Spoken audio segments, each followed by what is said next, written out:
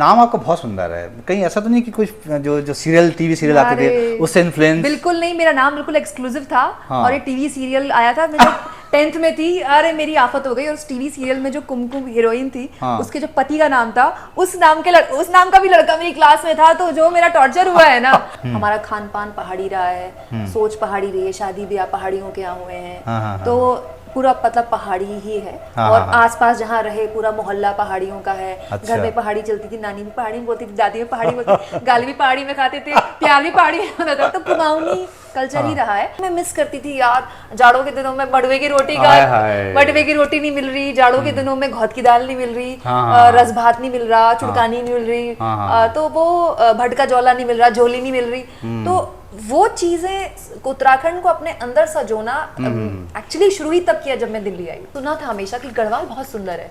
मुझे तो लगता था अरे हमारे कुमाऊं से सुंदर थोड़ी कुछ है, हमारे कुरानी के से सुंदर कुछ नहीं है, अरे हमारे पिथौरागढ़ सबसे सुंदर है। लेकिन जब मैं गढ़वाल गई, इतनी सुंदर मुझे मतलब सच में गढ़वाल बहुत सुंदर है। तो मतलब गढ़वाल अपने आप में बहुत ही सुंदर है और बहुत जितना अभी एक्सप्लोर हुआ है बहुत कम एक्सप्लोर हुआ है। तब आप एक नेशनल टीवी में आ गई थी, तो अचानक आप डिजिटल में कूद पड़ी, सब छोड़ छाड़ के। लोग सोचते हैं कि नहीं यार इतनी जल्दी कैसे, तो ये कैसे हुआ? अचानक कुछ नहीं होता मनु जी, ये जो प्रोफेशनल फैसले होते हैं बहुत सोच समझ के लिए जाते हैं। मैं 6 महीने से इस बारे में सोच रही थी, मेरे को मजा आना बंद हो गया था। अच्छा। मैं बस जाती थी और मुझे इतना खराब लगता था कि मुझे नींद आने लगी थी काम के दौरान। जब काम के दौरान आपको नींद आने लगा ना, तो और जब मैं सोच नहीं पा रही थी कि मेरा जुनून क्यों नहीं आ रहा, क्योंकि मैं वही काम लगातार कर रही हूँ। ध्रुव राठी ने अपने प्लेटफॉर्म पे कुमकुम बिनवाल को, हमारी कुमकुम बिनवाल पहाड़ी की बेटी को प्रेज किया। मेरे भाई के बच्चा है, बेटा है, फॉलो करते हैं सब, वो फैन है, ध्रुव राठी फैन। तो जैसे उनको पता चला बुआ का नाम है तो रोने लगा वो। बुआ का नाम मतलब बुआ रोज यूट्यूब पे आती तो कोई बड़ी बात नहीं, लेकिन ध्रुव राठी ने बुआ का नाम ले लिया, वाया ध्रुव राठी बुआ, तो बड़ी बात हो गई। अच्छा हाँ। मतलब बुआ टीवी पे आती थी तो बड़ी बात नहीं है। कुछ सोशल मीडिया इन्फ्लुएंसर है जो कहते हैं, जो क्लेम करते हैं कि हल्द्वानी तो उनके नाम से जानते हैं लोग हल्द्वानी को। तो भैया किसी गलतफहमी मत रहना, कुमकुम बिनवाल हल्द्वानी की और उनसे पहले से है। उनसे पहले वो बच्चे थे तब। जब हमने हल्द्वानी छोड़ दिया वो बच्चे थे तब।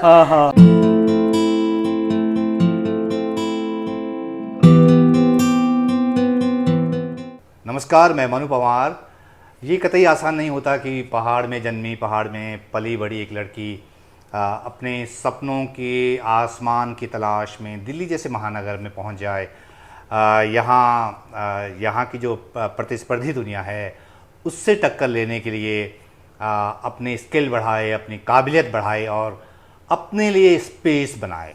और जब स्पेस बनाए तो उसकी पहचान हो जाए और पहचान बना ले, अपनी अलग पहचान।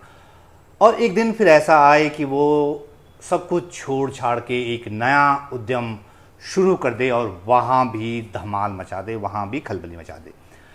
मेरे साथ जो गेस्ट हैं कुमकुम बिनवाल, ये उनकी एक छोटी सी दास्तान है जो मैंने बताई। कुमकुम बिनवाल, बहुत स्वागत आपका, बहुत बहुत धन्यवाद। Thank you so much Manu ji. Kumkum Binwal को आप जानते ही हैं। Kumkum Binwal digital content creator हैं। इनका यूट्यूब चैनल है जिसमें 7 लाख से ज़्यादा सब्सक्राइबर हैं। ये इंस्टाग्राम पे भी सक्रिय हैं, उसमें भी लाख से ज़्यादा सब्सक्राइबर हैं व फॉलोअर्स हैं इनके। और लगातार कुछ ना कुछ कंटेंट वो क्रिएट करती रहती हैं। तो कुमकुम की जो यात्रा है उसे समझने से पहले उसको हम जानेंगे, उसके डिटेल में जानेंगे।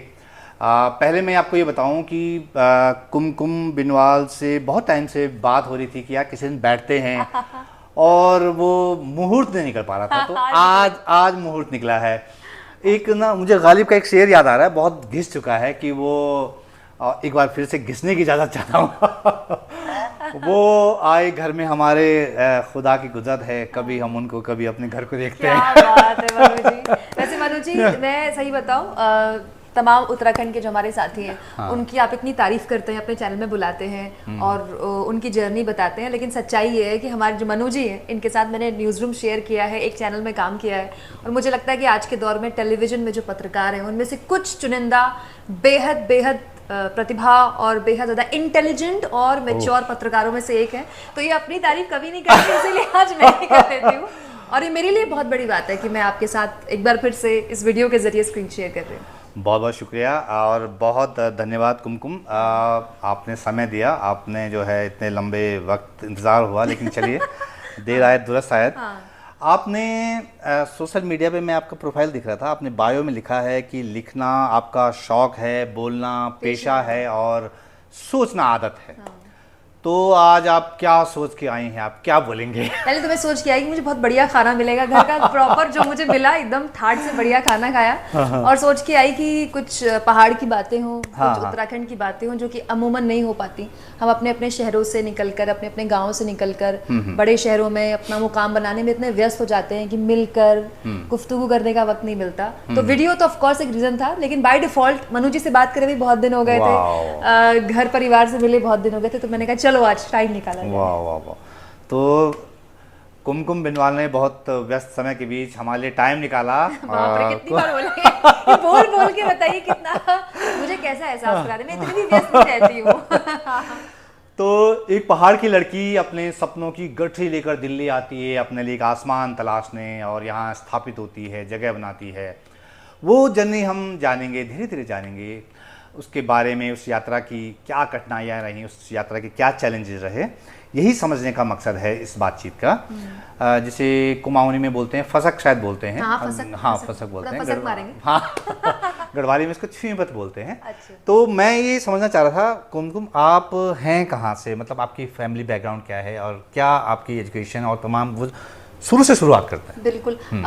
मेरी पैदाइश परवरिश हल्द्वानी की है। हाँ। लेकिन हमारा गांव अल्मोड़ा है, गोलजू हमारे। तो वाह। चेतई जो है वो हमारा गांव है। अच्छा। जो गोलजू का मंदिर है उससे नीचे जाके एक गांव है, चेतई ही नाम है गांव का। अच्छा। वो हमारा गांव है। हम वहाँ बचपन में बिना रीजन के, विद रीजन, घर में कोई नई गाड़ी आई है, कुछ घर में कोई नया का, तो गोलजू से आशीर्वाद लेने जाते, गोलजू या गोलजू से इजाजत लेने जाते थे। गोलजू के मतलब साल में 2-3 बार जाना हो जाता था। गांव भी जाते थे। बेसिकली जो गांव है वो अल्मोड़ा चितई है, लेकिन दादा लोग भवाली सेटल हुए। अच्छा। भवाली में भी हमारा, मतलब मेरा बचपन का एक बहुत बड़ा हिस्सा भवाली में भी कटा है। अच्छा। बहुत कम लोग जानते हैं भवाली। अगर आप नैनीताल जाते हैं, अब तो बहुत सारे लोग कैची धाम भी जाने लगे, तो उसके पास एक छोटा सा, एक शहर भी नहीं कहूंगी, छोटा सा कस्बा है भवाली। वहाँ हमारे ताऊ जी, उनके बेटे सब सेटल हैं, उनके बच्चे। अच्छा। तो हम अभी भी जाते हैं भवाली। तो भवाली से बहुत यादें हैं। लेकिन बेसिकली मैं पैदा हुई, हमारा पूरा परिवार हल्द्वानी में ही है, लेकिन हैं हम सब खांटी पहाड़ी। अच्छा। तो हल्द्वानी में मतलब आपको बहुत साल हो गए हैं फैमिली को, या क्या हुआ, मतलब कैसे आए? पहाड़, दादा लोग पहाड़ में ही रहे। पहले वो अल्मोड़ा से निकले, भवाली आए, फिर और भवाली से वो हल्द्वानी आए, फिर हल्द्वानी शिफ्ट हो गए। तो थोड़ा हिस्सा जो परिवार का है वो भवाली रह गया। थोड़ा दो ताऊ जी और पापा लोग हल्द्वानी आ गए, और 2 ताऊ जी भवाली में रह गए। तो बट मतलब परिवार ऐसा रहा। तो अच्छा। भवाली वाले हल्द्वानी आते रहते हैं, हल्द्वानी वाले भवाली जाते रहते हैं। और जब कभी टाइम मिलता है तो सारे मिलके चितई चले जाते हैं। जो कुमकुम बता रही है, चितई तो पहाड़ में जानते हैं, जो बाहर से बाहर के लोग हैं वो हमारे भूमि देव हैं, और वहाँ पे अर्जियाँ लोग डालते हैं कि चितई महाराज हमारी जो है ये मनोकामना पूर्ण, और घंटियाँ चढ़ाते हैं। बहुत मान्यता है, वो हमारा भूमि देव हैं चितई महाराज जो हैं। तो फैमिली, मतलब आपकी पैदाइश हल्द्वानी की है? जी, हमारी पैदाइश हल्द्वानी की है। मम्मी मेरी नैनीताल की है। अच्छा। पापा मेरे भवाली के हैं। अच्छा। बट बेसिकली हम सब बच्चों की पैदाइश, हम इस जनरेशन की पैदाइश हल्द्वानी की है। अरे, तो हल्द्वानी में तो फिर तो आपको फिर वैसा माहौल नहीं मिला होगा जैसे कि कुमाऊनी परवरिश जो होती है, या हल्द्वानी तो फिर हमारा पहाड़ के हिसाब से महानगर हो गया। महानगर, मतलब कुमाऊनी वालों को दिल्ली हुआ कुमाऊनियों का। हाँ, लेकिन हाँ ये बात सही है कि जैसे मेरी जो भाभी हैं वो पहाड़ पानी की हैं, तो वो पहाड़ी बोलती हैं, बहुत बढ़िया पहाड़ी कुमाऊनी बोलती हैं। तो उसमें फर्क है, एक भाषा का फर्क है। हमारी हिंदी ज्यादा मतलब सो कॉल्ड साफ है, लेकिन अगर माहौल की बात करें तो माहौल तो पूरा पहाड़ी ही रहा है हमेशा। हमारा खान पान पहाड़ी रहा है, सोच पहाड़ी रही है, शादी ब्याह पहाड़ियों के यहाँ हुए हैं। तो पूरा मतलब पहाड़ी ही है। और आसपास जहाँ रहे पूरा मोहल्ला पहाड़ियों का है। अच्छा। घर में पहाड़ी चलती थी, नानी भी पहाड़ी में बोलती थी, दादी भी पहाड़ी बोलती थी, गाली भी पहाड़ी में खाते थे, प्यार भी पहाड़ी में होता था। तो कुमाऊनी कल्चर ही रहा है। हाँ, लेकिन वो जो ठेठ गाँव में रहकर जो एक गाँव के बच्चे को मिलता है वो नहीं मिला। और ये इस बात का एहसास आपको तब होता है जब आप दिल्ली आ जाते हो।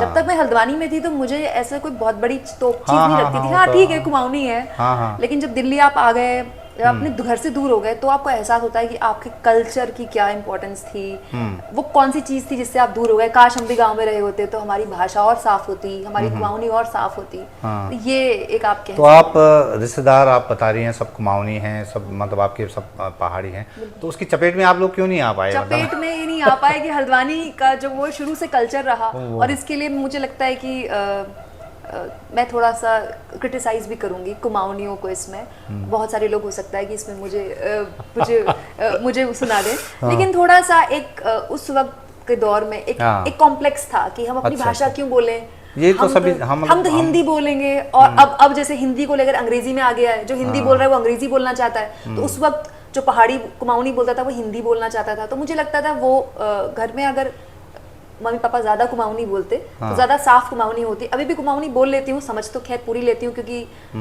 ईजा हमारे यहाँ दादी को ईजा हमारी ईजा पहाड़ी में बोलती थी, हमारी नानी पहाड़ी में बोलती थी। लेकिन उस तरह से जैसे मेरी भाभी एकदम धारा प्रभाव कुमाऊनी, उनको देख के लगता है वाह, वो नहीं हो पाता। लेकिन भाषा के अलावा मैं पूरा इजा जो बोल रही हैं कुमकुम, उसमें बड़ा ममत्व है। हाँ। इजा हाँ, तो वो जो है ना उसमें बड़ा ममत्व है। माँ को बोलते हैं। हाँ, माँ को बोलते हैं, लेकिन हमारे पापा ताऊ जी लोग अपनी माँ को ईजा बोलते थे। तो अच्छा, हमने तो उनसे सीखा, मम्मी ने भी उनको ईजा बोला, तो अब वो पूरे खानदान की ईजा है। अरे वाह। बच्चों के हर पीढ़ी की वो ईजा ही है। अच्छा, तो वो अब तो नहीं है, उनका स्वर्गवास हो गया, लेकिन पूरा घर मतलब वो 100 साल देख कर गई हैं। अच्छा, हमारे पहाड़ में तो उम्र वो तो उम्र भगवान की दया से अच्छी रही, और जब तक रही फिट रही, तो वो उन्होंने पूरा जो खानदान है वो कईयों की ईजा रही है। आसपास वालों की भी ईजा ही थी वो। वाह, मतलब अपने बाल बच्चों की भी, उनके भी बाल बच्चों की भी, और उनके भी बाल बच्चों की भी ईजा है। पहाड़ खानदान की। तो इतने साल आपको दिल्ली में हो गए, भीतर कुमाऊं बचा रहा या बचा हुआ है या छूट गया है? मतलब मुझे लगता है मैंने कुमाऊं को महसूस करना दिल्ली आकर ही सीखा। जब मैंने दिल्ली आई तो जैसा कि मैंने कहा कि आप जब उस कल्चर में रहते हो तो आपको इतना फर्क नहीं पड़ता। जब मैंने दिल्ली में आके देखा बंगाली में बात कर रहा है, काफी हद तक गढ़वाली में बात कर रहा है, जो भोजपुरी भाषी लोग हैं वो भोजपुरी में बात कर रहे हैं, जो पंजाबी लोग हैं पंजाबी में बात कर रहे हैं, और वो मुझसे पूछते थे तुम्हारी क्या भाषा है?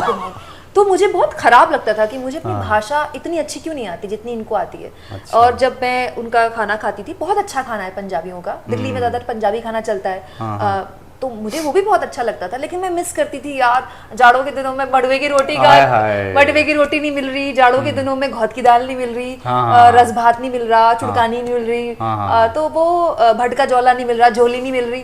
तो वो चीजें उत्तराखंड को अपने अंदर सजोना एक्चुअली शुरू ही तब किया जब मैं दिल्ली आई। अच्छा। तो अब पहले मुझे उत्तराखंड का खाना उतना अच्छा नहीं लगता था, क्योंकि घर में हफ्ते के 7 दिन बनता था। हमारे घर में केवल ज्यादातर उत्तराखंड का खाना ही बनता है।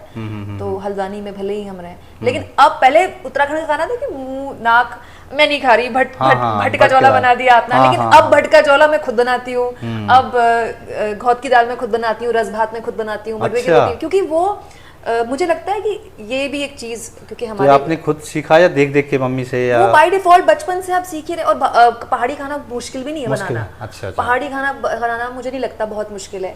बस वहाँ की थोड़ी दालें अलग है, जैसे घौत की दाल आपको पहाड़ में मिलेगी, यहाँ वाले तो कहेंगे क्या है घौत की दाल, भट की दाल आपको पहाड़ में मिलेगी, मडवे की रोटी आपको पहाड़ में मिलेगी, तो इतना बहुत मुश्किल नहीं है।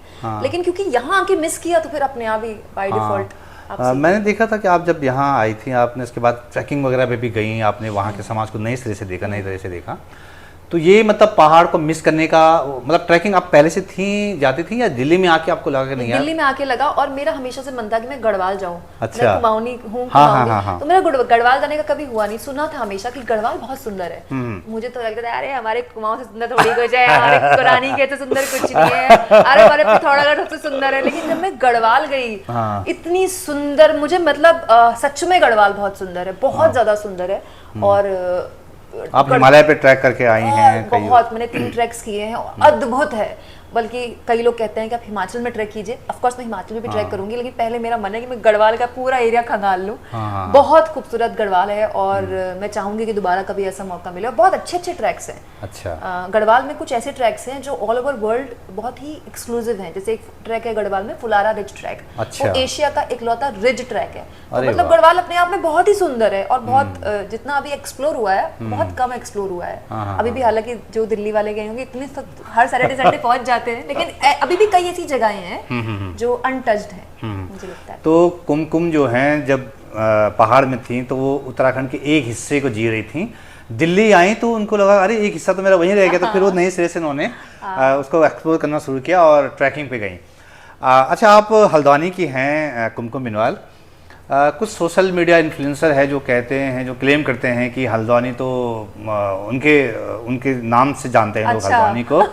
तो भैया किसी गलतफहमी मत रहना, कुमकुम बिनवाल भी हल्द्वानी की और उनसे पहले से है। उनसे पहले वो बच्चे थे तब जब उन्होंने हल्द्वानी छोड़ दिया, वो बच्चे थे तब। लेकिन खैर जोक्स अपार्ट, मुझे लगता है कि सबका अपना योगदान है। अगर कोई ब्लॉगर फेमस हो गया है तो बहुत अच्छी बात है। हमारे हल्द्वानी से कोई फेमस हो रहा है, मैं तो कहती हूँ कोई देहरादून से भी हो, कोई पिथौरागढ़ से भी हो, कोई धारचूला से भी हो, कोई गढ़वाल के कई एरिया से होना चाहिए। पर किसी जगह से किसी एक इंसान का मतलब वो हाँ, उसकी वजह से अगर उस जगह को ये तो उस जगह का अपमान है। हाँ। मेरी जन्मभूमि है वो। तो मुझे लगता है कि मेरे पुरखे भी उस जगह की मतलब उस मिट्टी से बने हैं, तो कोई एक व्लॉगर उसको पहुंचाए तो मुझे ऐसा तो थोड़ा सा अतिशयोक्ति है। बट फिर भी अगर वो कह रहे हैं तो मैं चाहूंगी उन पर आशीर्वाद मेरा रहेगा और वो खुद तरक्की करें, आगे बढ़े। तो कुमकुम हल्द्वानी को लोग जो हैं मतलब जो शहर की तरह चली थी, हाँ वो देखते हैं। बाहर के लोग जो हैं वो हल्द्वानी को हेडलाइंस में देखते हैं जब कुछ चीज़ें होती हैं, है ना, उसको कंट्रोवर्सी में देखते हैं, उसमें दूसरे तरह से देखते हैं। आप उस शहर में जी हैं, आपने वहाँ पैदाइश है, वहाँ पढ़ी लिखी हैं, 12वीं तक की आपने वहाँ से? मैंने पूरा ग्रेजुएशन वहीं तक किया। तो आपके लिए हल्द्वानी क्या है? आपने हल्द्वानी को कैसे देखा है? कल हल्द्वानी में जो है आप हल्द्वानी आपके लिए क्या चीज़? हल्द्वानी मेरा घर है, मेरी पैदाइश, मेरी परवरिश, मेरा कॉलेज ग्रेजुएशन तक वहीं रहा है। और जो हल्द्वानी आज हो गया, अब तो जाना होता है तो हंसी भी आती है कि अच्छा हल्द्वानी में ये भी हो गया, अब हल्द्वानी में ये भी होने लगा। तो हमारे टाइम पे तो हल्द्वानी में स्कूटी पे चलना भी बहुत बड़ी बात होती थी। हमारे टाइम पे मैं आपको बताऊं, आज कैची धाम में लोग लाइन में लगते हैं और इतना बड़ा हमारा धाम कैची धाम हो गया। हम कैची धाम में छुपन छुपाई खेलते थे। वहाँ कोई मतलब इतना ऑफ कोर्स जो वहाँ के भक्त थे वो तब भी जाते थे, लेकिन इतनी भीड़ नहीं होती थी कैची धाम में। तो हमारे लिए ये, मेरे लिए भवाली, हल्द्वानी, कैची धाम या हल्द्वानी खासतौर पर मेरा घर है। और बहुत से लोग ये कहते हैं कि शहर है उसमें तो पहाड़ जैसा कुछ नहीं, ऐसा नहीं है। वो उनकी बिरादरी भी पहाड़ की है, सबका कहीं ना कहीं रूट पहाड़ है। हफ्ते में 2 दिन तो हम पहाड़ जाते थे। पहाड़ वाले हमारे यहाँ अभी भी आते हैं, हमारे ताऊजी लोग।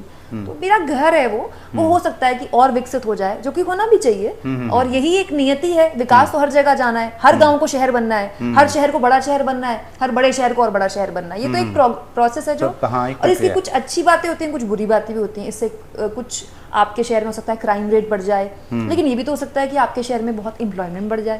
तो ठीक है, वो एक प्रोसेस है जिससे हल्द्वानी गुजर रहा है, लेकिन मेरे लिए तो मेरा घर है हमेशा। सही बात है। तो कुमकुम बिनवाल के लिए हल्द्वानी क्या है वो उन्होंने बताया। अच्छा, कुमकुम नाम आपका बहुत सुंदर है, कहीं ऐसा तो नहीं कि कुछ जो सीरियल, टीवी सीरियल आते थे उससे इन्फ्लुएंस? बिल्कुल नहीं, मेरा नाम बिल्कुल एक्सक्लूसिव था। और ये टीवी सीरियल आया था, मैं 10th में थी, अरे मेरी आफत हो गई। और उस टीवी सीरियल में जो कुमकुम हीरोइन थी, उसके जो पति का नाम था, उस नाम का भी लड़का मेरी क्लास में था। तो जो मेरा टॉर्चर हुआ है ना मेरा, जब तक मैं क्लास 11th में थी तो मैं स्टार थी, क्योंकि पूरे हल्द्वानी में कोई कुमकुम कभी सुना ही नहीं। हम तीनों भाई बहनों का नाम, मेरा नाम कुमकुम है, मेरी दीदी का नाम रोली है, मेरे दद्दा का नाम अक्षत है, कुमकुम अक्षत। तो दद्दा दीदी, ये तो बहुत क्लासिक चीज है, मम्मी ने पूरा प्लान करके किया। अरे गजब। अक्षत, रोली, कुमकुम। लेकिन जब कुमकुम सीरियल आया उसने मेरे नाम का एकदम कवाड़ा कर दिया, तो हर जगह फिर कुमकुम कुमकुम। लेकिन नाम मेरा शुरू से बड़ा एक्सक्लूसिव रहा। मजे की बात ये है कि मुझे मीडिया में 16 साल हो गए, लेकिन आज तक मुझे कोई कुमकुम नहीं टकराई।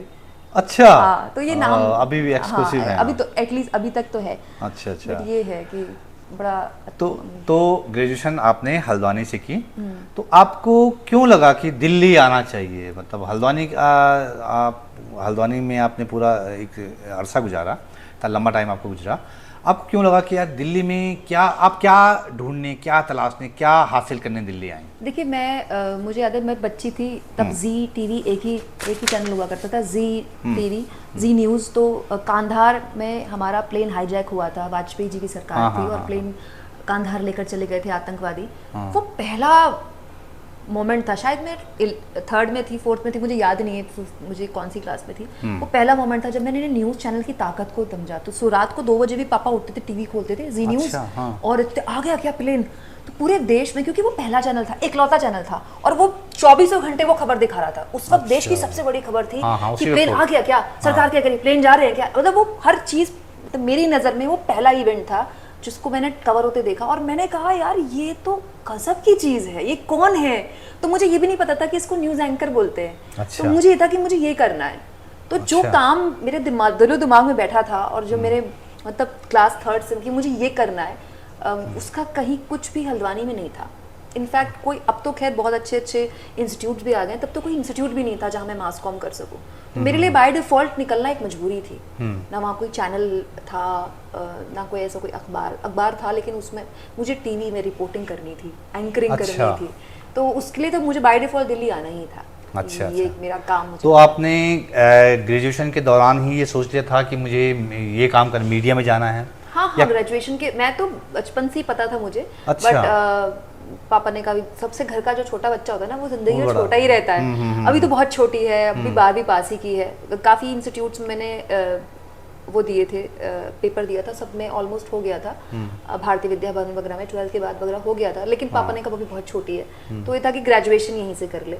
ग्रेजुएशन भी मैं कर रही थी, मैंने बीबीए किया ग्रेजुएशन से। तो मुझे ये लगा कि कम से कम मैं एक प्रोफेशनल इंस्टीट्यूट में चली जाऊँ, तो मैं 4 लोगों से मिलूँ, कुछ सीखूँ, एक्सटेम्पोर हो, प्रेजेंटेशन हो, थोड़ा मेरा हिचक निकले। मैं कर बीबीए रही थी, लेकिन मैं मेरे दिमाग में था, मैं अपने आप को तैयार मास कॉम के लिए कर रही थी। अच्छा। मुझे क्लियर था मुझे यही करना है, तो कोई वो नहीं था। अच्छा, तो ये कब की बात है जब आपने मूव किया, मतलब 2007 में मैंने मूव किया, और 1 साल का मेरा कोर्स था, और कोर्स के दौरान ही मैंने काम करना शुरू कर दिया दिल्ली में। हाँ, तो 1 साल का कोर्स था, मैं इकलौती अपने पूरे कोर्स में थी जिसने काम करना शुरू कर दिया था। 1 साल का कोर्स था, 4 महीने बाद ही मैंने काम करना शुरू कर दिया था। तो जो पहली नौकरी थी वो कब की? पहली इंटर्नशिप थी 2007 में, जो न्यूज़ 24 एक चैनल है। हाँ, जितना पुराना न्यूज़ 24 है उतना ही पुरानी मैं हूँ पत्रकारिता में। तो न्यूज़ 24 में मैं बहुत लकी हूँ कि मैंने एक ऐसे चैनल के साथ शुरुआत की जो ड्राई रन पे था।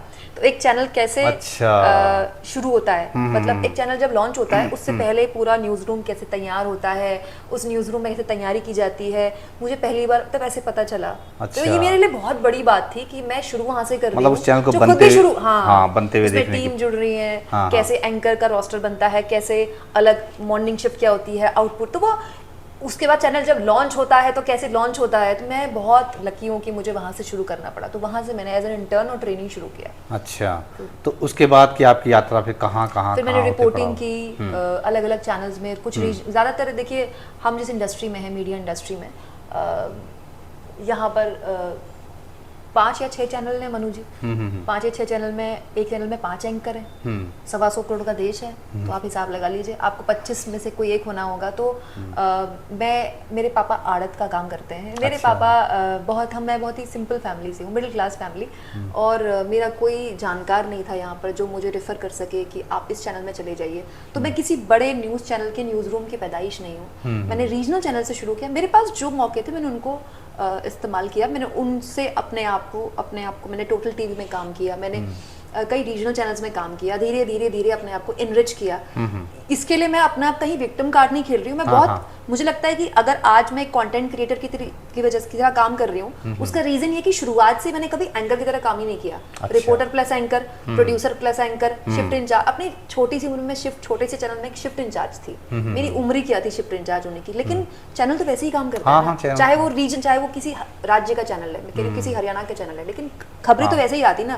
रिपोर्टर का फोन वही होता है, रोस्टर वैसे ही बनता है। तो वो अगर मैं उस छोटी उम्र में छोटे चैनल्स के साथ ना करती, तो मैं भी शायद एक बड़े चैनल की सिर्फ एंकर बन के रह जाती। तो मैं ये मानती हूँ कि ठीक है, मुझे शुरुआत में बड़े चैनल से मौके नहीं मिले, लेकिन छोटे चैनल में मैंने काफी काम कर लिया। तो आपने छोटे चैनल में तमाम जो चीजें होती हैं सब सीखी। एक पीसीआर छोड़ के मुझे सब आता है ना। तो उसने आपको एक नया कॉन्फिडेंस दिया, है ना। फिर आप आई एबीपी न्यूज़ में, एक नेशनल टेलीविज़न चैनल में आई। वहाँ आपकी पहचान अलग से बनी, आपने रिपोर्टिंग भी की और अलग तरह की छाप छोड़ी कई रिपोर्ट्स में, ग्राउंड रिपोर्ट्स में आप गई। उसके बाद अचानक आप मतलब छोड़ छाड़ के आपको लगा कि डिजिटल में आपने ये रिस्क क्यों उठाया आपने? मतलब आप एक नेशनल टीवी में आ गई थी, तो अचानक आप डिजिटल में कूद पड़ी, सब छोड़ छाड़ के। लोग सोचते हैं कि नहीं यार इतनी जल्दी कैसे, तो ये कैसे हुआ? मुझे बहुत लोगों ने सुनाया भी, बहुत लोगों ने बोला भी बहुत बड़ी गलती कर रही हो ये वो। अचानक कुछ नहीं होता मनु जी, ये जो प्रोफेशनल फैसले होते हैं बहुत सोच समझ के लिए जाते हैं। मैं 6 महीने से इस बारे में सोच रही थी, जॉब छोड़ने के, रिजाइन करने के 6 महीने से मैं इस बारे में सोच रही थी। मैं काम को लेकर थोड़ी पागल हूँ, जुनून थोड़ा ज़्यादा है। मतलब ये कोई तारीफ की नहीं बात है, ये मुझे मेरे पापा से मिला है। अच्छा। मतलब ये अभी भी है, इतने साल हो गए, 16 साल हो गए, अभी भी जब मैं रात को सोती हूँ तो मेरे को सुबह एक्साइटमेंट होता है, अब मैं सुबह क्या करूंगी, कल सुबह मैं क्या करूंगी, कल मैं एक काम करूंगी, उस वीडियो में ये ऐड ऑन कर दूंगी, अरे ये मिल गया, ये कर दूंगी। तो वो है बाय डिफॉल्ट। तो वो बंद हो गया था। अच्छा, मेरे को मजा आना बंद हो गया था। अच्छा अच्छा। मैं बस जाती थी और मुझे इतना खराब लगता था कि मुझे नींद आने लगी थी काम के दौरान। जब काम के दौरान आपको नींद आने लगा ना, तो और जब मैं सोच नहीं पा रही थी कि मेरा जुनून क्यों नहीं आ रहा, क्योंकि मैं वही काम लगातार कर रही हूँ। यहाँ मैं किसी भी चैनल को ब्लेम नहीं कर रही हूँ, मैं जो भी हूँ न्यूज़ चैनल्स की वजह से ही हूँ। मैंने न्यूज़ चैनल से ही सब कुछ सीखा है। लेकिन न्यूज़ चैनल्स के पास एंकर को देने के लिए अब काम बहुत कम बचा है। अब तो खैर खत्म ही हो गया, लेकिन जब मैंने छोड़ा तो ऑलरेडी बहुत कम हो गया था। और मैं ये बात समझ गई थी कि मैं चैनल बदल सकती थी, मेरे पास ऑप्शन था। जब मैंने एक चैनल से रिजाइन किया, एबीपी से रिजाइन किया, तो मेरे पास 1-2 ऑफर भी आ गए उन दिनों। तो ऑफर थे, तो मैं ये सोची थी कि मैं वहां जाऊंगी, फिर 1 साल अच्छा कटेगा, फिर वही फुल स्टॉप आ जाएगा, फिर तो वो बदलेगा क्या? तो वो जो नशा था, जो जुनून था, वो मतलब आप कहीं मिस कर रही थी। और मुझे ऐसा लग रहा था कि अगर मैं चैनल बदल भी लूंगी तो मुझे काम वही मिलेगा, और उस काम में मजा नहीं आ रहा था। तो मुझे ऐसा लगा था जब मेरे पास देने के लिए इतना कुछ है, मैं रिपोर्टिंग भी कर सकती हूँ, मैं प्रोड्यूसर भी बन सकती हूँ, मैं ये, तो वो अंदर से एक कुटन सी हो रही थी। तो लगा था कि चलो ये रिस्क लेते हैं। दिल्ली में इसलिए थोड़ी आई थी कि मैं शिफ्ट करूंगी। मैं दिल्ली अगर इस जो मैं क्लास 3rd से बनना चाहती थी वो बन गई, और अब मुझे इसमें मजा नहीं आ रहा है और फिर मैं उसको ढूंढूं, तो ये गलत है। अच्छा। यहाँ मैं कतई ये नहीं कह रही कि जो टेलीविजन में काम कर रहे हैं लोग वो सब बकवास काम कर रहे हैं, बहुत शानदार काम कर रहे हैं। मैं आपको बताऊं, टेलीविजन में काम करने वाले लोग बहुत मेहनत का काम करते हैं। जिस 3 मिनट की स्टोरी या जिस 20 सेकंड के विजुअल के लिए हो सकता है दर्शक चैनल चेंज कर दें, टेलीविजन का पत्रकार उसके लिए जी तोड़ मेहनत करता है। कई बार 30 सेकंड के विजुअल के लिए मार मच जाती है न्यूज रूम में। आप मतलब इतने बड़े पत्रकार हैं, इनसे बेहतर कौन समझेगा। लेकिन वो उस जगह में मेरे पास नहीं था देने का ज्यादा, उस जगह को मेरे पास मैं तैयार थी। मैं अपने बॉस के पास जाती थी, प्लीज मुझे काम दे दीजिए। मैं इकलौती थी अपनी टीम में। ऐसा नहीं है कि सिर्फ एक चैनल की बात नहीं, आप किसी भी बॉस से बात कर लीजिए, चाहे मैंने रीजनल चैनल में काम किया हो, मैं हमेशा बॉस के पास जाती थी को प्लीज काम दे दीजिए। मैं अपनी वीक ऑफ के दिन भी चली जाती थी, मुझे काम दे दीजिए प्लीज। लेकिन वो काम मिलना बंद हो गया था, और ये मेरे साथ नहीं हो रहा है, ये टेलीविजन में ज्यादातर एंकर्स के साथ हो रहा है। तो मुझे लग रहा था कि यार चलो यार ये तो करना ही चाहिए, ये नहीं करूंगी तो फिर मैं करूंगी क्या। तो आप उसके बाद सीधे ऐसे उसमें कूदी, जो डिजिटल वाला जो मतलब आपके लिए नया था, कैसे एडजस्ट किया? मतलब कैसे एडजस्ट करने बिल्कुल टाइम नहीं लगा। मैं आपको बताऊं, अगर आपको काम आता है, काम तो खबरों का ही है। बस माध्यम बदल गया। पहले आपको लोग टीवी पे देख रहे थे, शायद 2000 किसकी बात है, 2000 पोस्ट कोरोना है ना? हाँ, पोस्ट कोरोना। मैं थर्ड वेव चल रही थी तब। अच्छा। पोस्ट कोरोना, हाँ, थर्ड वेव चल रही थी। थर्ड वेव के टाइम पे मुझे मैं यूपी इलेक्शन कवर करने गई थी। अच्छा। तो मुझे लगता है कि काम आता है ना, तो मुझे YouTube में सेटल होने में हार्डली 1.5-2 महीना लगा। माध्यम की कोई वो नहीं पड़ती, कोई फर्क नहीं, 1.5-2 महीना, क्योंकि खबरें तो वहाँ भी खबरें कर रहे हो, यहाँ भी खबरें कर रहे हो, और वहाँ भी आपको बकर बकर करना है कैमरे के आगे, यहाँ भी बकर बकर करना है। फर्क ये है कि यहाँ आपको अपने दिमाग से करना है, वहाँ आपके पास पूरी टीम है, संसाधन है, पूरी एक आपको तैयार करने से लेकर आपको यहाँ से तैयार करने तक आपके पास लोग हैं। यहाँ आप खुद कर रहे हैं, तो उसमें तो कोई वैसे भी प्रॉब्लम नहीं थी। तो आपने किस में मतलब न्यूज़ चैनल छोड़ के आप डिजिटल प्लेटफॉर्म लाइव हिंदुस्तान, वो अब पब्लिक मीडिया के नाम से जाना जाता है, तो वो ज्वाइन किया आपने? तो वो जर्नी बताइए, वो कैसी रही, क्या किया काम? शानदार। मुझे तो मैं तो बेमतलब मैं डर रही थी। वहां जाके मुझे लगा मैंने इतनी देरी क्यों कर दी, मुझे तो 1 साल पहले छोड़ देना चाहिए था। अरे मैं मतलब मुझे लग रहा था एक्चुअली जब आप बहुत ज़्यादा काम करते हो ना, और फिर आपका काम कम हो जाता है, तो आपको लगता है यार ये तो बहुत मतलब टेलीविजन का जो बंदा है, टेलीविजन बहुत काम है।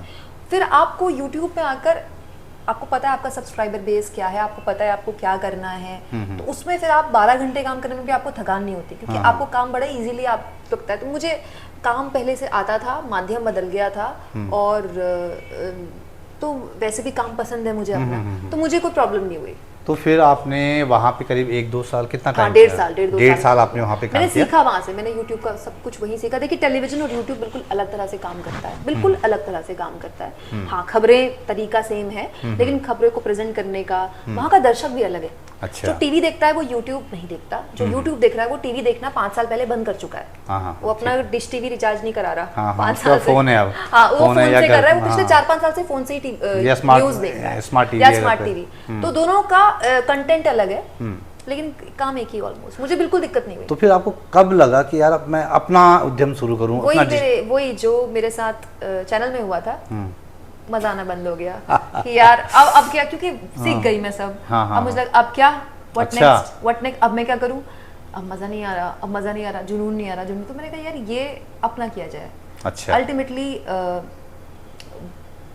यही करने के लिए तो आप बेसिकली माध्यम, अगर आप नौकरी छोड़ रहे हो, इतना बड़ा ब्रांड छोड़ रहे हो, उसके बाद फिर नौकरी ही कर रहे हो, तो मुझे ऐसा लगा तो लेट्स डू इट। अच्छा। तो मैंने उसके लिए तो खैर मैंने सोचा नहीं, क्योंकि मैंने बस बोल दिया कि मैं कल से नहीं आऊंगी। अच्छा। तो वो क्योंकि मेरे दोस्त हैं, पुराने दोस्त हैं, पहले से हमने साथ में काम किया है चैनल में, तो ही वाज वेरी वेलकमिंग कि चलो तुम्हारा ध्यान रखना, कोई मदद की जरूरत हो तो बताना। ऐसा कभी कुछ नहीं हुआ, कोई नाराजगी नहीं हुई। अब भी हम बात करते हैं कि कभी खबरों को लेकर हम, क्योंकि वो भी यूट्यूब चैनल है, हमारा भी यूट्यूब चैनल है, बट उसमें तो मैंने बिल्कुल नहीं सोचा, और मुझे कोई दिक्कत भी नहीं हुई क्योंकि मैं सीख चुकी थी तब तक। तो अपना जब आपने उद्यम लॉन्च किया, डिजिटल प्लेटफॉर्म लॉन्च किया, तो कैसे शुरुआती कैसे हुई? मतलब कैसे आपको लगा कि यार हाँ ये ऐसा, इसका ये धार होगी, ये लाइन लेंथ होगी, ये कैसे, मतलब क्या किया शुरू में, क्या क्या किया आपने? जो दर्शक YouTube में मुझे देख रहा था, देखिए मुझे YouTube से एक अलग पहचान मिली है। मुझे टेलीविजन से लोग जानते थे, ऑफ कोर्स अभी भी बहुत सारे लोग मिलते हैं जो ABP का जिक्र करते हैं या तेज का जिक्र करते हैं, पर YouTube ने एक बिल्कुल अलग मेरा दायरा बढ़ा दिया। तो उसने मतलब मेरा 18 या 19 दिन हुए थे चैनल लॉन्च हुए, 80,000 सब्सक्राइबर हो चुके थे। अच्छा। तो बहुत बड़ी बात होती है कि मेरे पास कोई बहुत बड़ा संस्थान नहीं है, एक ही एडिटर है बस, एक ही न्यूज़ एडिटर, वीडियो एडिटर है, और एक अकेली मैं हूँ, बस 2 लोगों की टीम है हमारी। अरे वाह। तो उस 2 लोगों की टीम में बहुत मतलब बड़ी बात है कि आप सिर्फ 18-19 दिन में 80,000 सब्सक्राइबर जुटा रहे हो। उसका रीज़न ये है कि काम आपको वही करना है, बस दर्शक को बताना है कि वहाँ नहीं, मैं यहाँ हूँ अब। अच्छा। मतलब आप उस प्लेटफॉर्म में मुझे देख रहे थे, अब इस प्लेटफॉर्म में है। मतलब इसमें मेरा तो कुछ भी नहीं है, हम तो बस मेहनत कर रहे हैं, वो तो हमारे दर्शक का है, सारा सब्सक्राइबर्स का है, वो बस सब कुछ उन्हीं का है, वो पसंद कर रहे हैं बस ये। लेकिन देखिए कितनी जल्दी, कब आपने लॉन्च किया था? 1 साल हो गया। 1 साल में। और कुमकुम बिनवाल का जो चैनल है, यूट्यूब चैनल, 7 लाख से ज़्यादा सब्सक्राइबर हैं। आप यकीन नहीं करेंगे, आप देख लीजिएगा, 7 लाख से ज़्यादा सब्सक्राइबर, और कुमकुम छाई रहती हैं भाई, है ना। कुमकुम ये जानना चाह रहा था कि जैसे टीवी में एंकर का जो है एक सेट रूटीन होता है, अब इतने घंटे की शिफ्ट होगी, जाएगा, रिपोर्टिंग में होगी तो इतने जाना होगा, इस दिन छुट्टी होती है। हाँ, इस दिन छुट्टी होती है, आपका अपना सेट लाइफ है, एक ऑरा होता है। हाँ, ऑरा होता है, मेकअप वाला है, ड्रेस डिजाइनर है, आप थक तो नहीं गई, थोड़ा आराम कर लो, पानी आ रहा है, कॉफी आ रही है, फिर मार्केट में आ रहे हैं तो सेल्फी सेल्फी वो तो है जलवा। तो वो जो लाइफ है, अब जो है कितना बदलाव आया है? अरे पूरा बदल गया, सब बदल गया। हाँ, वो सेल्फी है, सेल्फी है, लेकिन मुझे जब मैं नौकरी करती थी तो मुझे लगता था अपना काम करना बहुत आसान है। अच्छा। लेकिन यकीन मानिए अपना काम करना बहुत मुश्किल है। हाँ। कोई छुट्टी नहीं होती, कोई संडे नहीं होता। मैं पिछले 1.5 साल से, अपना चैनल मेरा ऑलमोस्ट 1.5 साल हो गया, 1 साल 2 महीने 3 महीने हो चुके हैं, मैं एक दिन भी ऑफ नहीं लिया है। अभी मनु जी से बात करने के लिए भी काम निपटा के आई हूँ और अभी जाके फिर काम करना है। ये वैसा ही है, आपको रोज कुआं खोदना है, रोज पानी पीना है। आपने आज जितना भी अच्छा किया है वो आज खत्म हो गया, कल आपको फिर से करना है, परसों फिर से करना है। ऑफ कोर्स आपका सब्सक्राइबर बेस बनता रहेगा तो उससे मदद मिलती रहेगी, लेकिन आपका सब्सक्राइबर बेस है तो भी अगर आप काम करना छोड़ देंगे तो सब्सक्राइबर भाग जाएगा। तो उसको आपको लगातार कंटेंट देना है, क्योंकि कंटेंट का ही प्लेटफॉर्म है ना, प्लेटफॉर्म ही कंटेंट का है। टीवी में अगर खबरें नहीं चलेगी तो क्या चलेगा, वैसे ही ये है। तो बहुत ज़्यादा पूरी तरह बदल चुका है मेरा, क्योंकि मैं घर से ही काम करती हूँ, तो मेरा घर ही ऑफिस है, ऑफिस घर ही मेरी दुनिया है। मेरे घर में अब कोई नहीं आता क्योंकि सबको लगता है हर वक्त शूट करती है। मेरे को कोई फ़ोन नहीं करता क्योंकि इनको लगता है हर वक्त शूट करती है। तो मेरी मम्मी बेचारी रात को 9 बजे अब पैकअप हो गया, मेरे पूरे खानदान को पता है पैकअप हो गया, कोई 10 बजे से पहले मुझे फोन नहीं करता। इलेक्शंस में तो लोकसभा चुनाव में मुझे याद है मैं सुबह 7:30 बजे मेकअप ले लेती थी, 8 बजे मेरा काम शुरू हो जाता था और रात के 10 बजे तक मैं मेकअप में रहती थी। लगातार दिन में 12 से 13 खबरें जाती थी, बहुत मजा आता था बहुत। लेकिन एक चीज मैं आपसे कहूँ, अपने काम में जो मजा है ना, नशा है ना, थकान नहीं होती।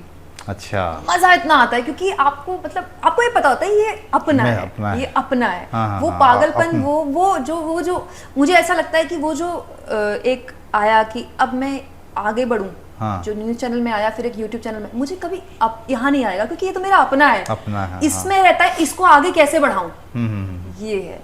अच्छा, तो वो जो जुनून है वो जो आप शुरू से लेके आई थी, जो आपने जगह जगह मिस किया, अब जो है आपको हाँ, मिल गया वापस ना।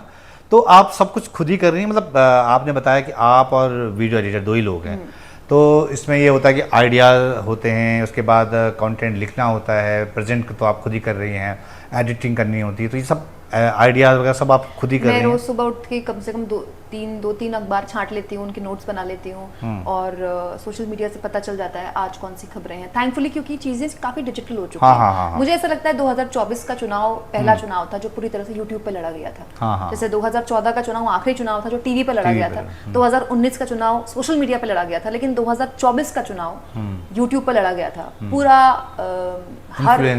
हर यूट्यूब के यूट्यूबर्स ने जो बातें बोली काफ़ी हद तक वो सही साबित हुई, थैंक गॉड, हमारी इज्जत बच गई। और ना केवल वो सही साबित हुई बल्कि जनता ने देखा, बहुत यूट्यूबर्स के हमारा सब्सक्राइबर बेस बढ़ा, मेरा चैनल ऑल टाइम हाई गया, ऑल टाइम हाई पिछले 1 साल में इलेक्शन की वजह से, क्योंकि दर्शकों ने भरोसा किया। मुझे लगता है कि ये भरोसा जो है ये बहुत कीमती है और यही इसकी वजह से चैनल जो भी आप 1 साल में 7 लाख है, ये क्योंकि कंजम्पशन बढ़ रहा है। यहाँ पे मैं ऐड कर दूँ, ध्रुव राठी को आप जानते होंगे, आप उनसे सहमत हों असहमत हों वो अलग मसला है, लेकिन वो जो डिजिटल कंटेंट क्रिएटर हैं वो बहुत बड़े इन्फ्लुएंसर हैं, ये आपको मानना पड़ेगा। और ये बहुत लोगों ने माना है, जो पावर में हैं, जो पावर से बाहर हैं, सबने माना है कि ध्रुव राठी एक बहुत बड़े देश के सबसे बड़े यूट्यूबर हैं। हाँ, यूट्यूबर हैं, इन्फ्लुएंसर है ना।